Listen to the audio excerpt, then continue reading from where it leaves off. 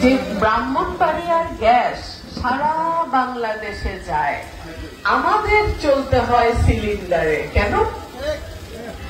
ইনশাল্লাহ যদি আপনাদের ভোটে আসি, আমি আমার দলের নেতাকে বলে আদায় করে ছাড়বো যে ব্রাহ্মণবাড়িয়ার ঘরে ঘরে আগে গ্যাস দেবে, তারপরে গ্যাস অন্য জায়গায়।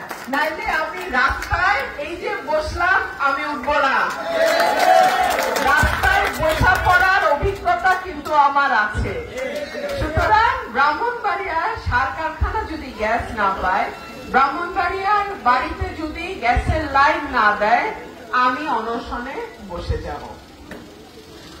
আমাদের 24-এর গণ অভ্যুত্থানের পর একটা নতুন বাংলাদেশের স্বপ্ন আমরা সবাই দেখেছিলাম।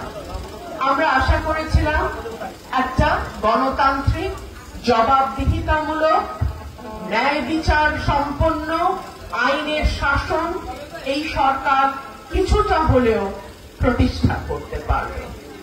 আমাদের দুর্ভাগ্য, আমাদের সেই স্বপ্ন বাস্তবায়ন হয়নি।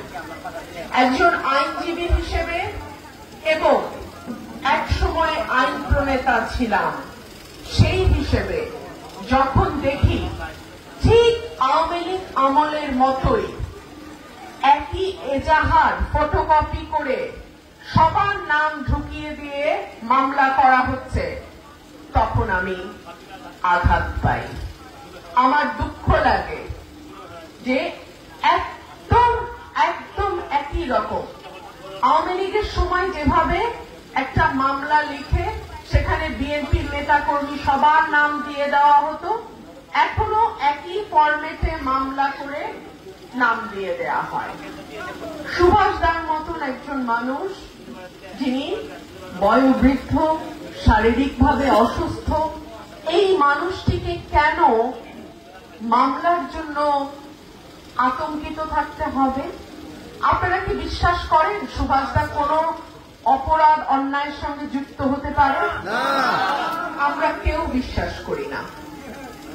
সুতরাং এই ধরনের ঘটনা যেন না হয়, আমি পুলিশ প্রশাসনের দৃষ্টি আকর্ষণ করব এবং আমি অনুরোধ করব যথাযথ তদন্ত না করে গয়রহ মামলা যেন না নেওয়া হয়।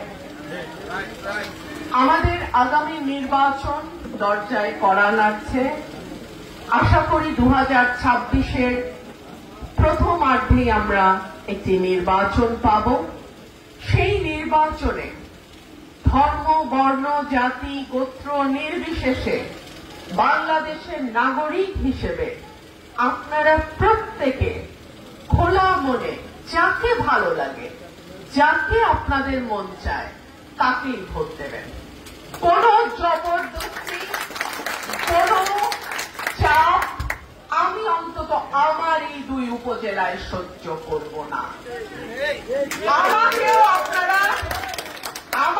আপনারা ভোটের মাধ্যমে প্রত্যাখ্যান করার 100 অধিকার রাখেন। সুতরাং আমি তো সারা বাংলাদেশের দায়িত্ব নিতে পারবো না, খোদা তো আমাকে অত বড় দায়িত্ব দেন নাই। কিন্তু এই 2 উপজেলার ব্যাপারে, যেহেতু এটা আমার কনস্টিটুয়েন্সি, কোন রকম জবরদস্তি বরদাস্ত করা হবে না। যাকে আপনাদের ভালো লাগে, আমি সবার উদ্দেশ্যে বলছি, এখানে আমার সব সম্প্রদায়ের ভাই বোনরা আছেন, যাকে আপনাদের ভালো লাগে তাকেই আপনারা ভোট দেবেন। আর প্রার্থী দেখে ভোটটা দিবেন। মার্কা তো অবশ্যই দেখবেন, প্রার্থীও দেখবেন, এবং এই প্রার্থীকে 5 বছরের জন্য পরীক্ষার মধ্যে রাখবেন। যদি প্রার্থী পাশ করে, আরেকবার তাকে নির্বাচিত করবেন। প্রার্থী যদি তার কাজকর্মের মধ্যে দিয়ে পাশ করতে না পারে, প্রার্থী বদলায় ফেলবেন। ঠিক তো? এই শক্তি বাংলাদেশের মানুষের ঘরে ঘরে দিতে হবে। এটাই গণতন্ত্রের প্রাথমিক কথা।